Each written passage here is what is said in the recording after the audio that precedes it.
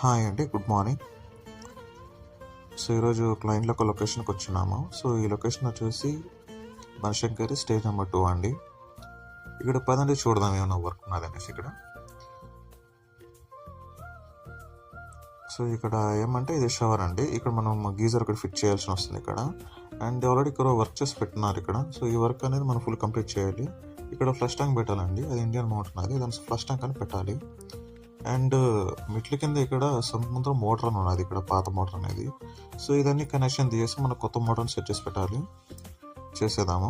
And పదండి, పైన first ఫ్లోర్లో ఇంకొక బాత్రూమ్ కూడా ఉన్నది. సో అది కూడా అంతే అండి. ఇది ఫస్ట్ ఫ్లోర్లో బాత్రూమ్ ఉన్నది, ఇది మేము వచ్చి ఫిట్టింగ్ చేసాము. నేను వీడియో తీసాం మర్చిపోయాను. చూడండి, ఇది ఫిట్టింగ్ చేసిన తర్వాత వీడియో ఇవంతా.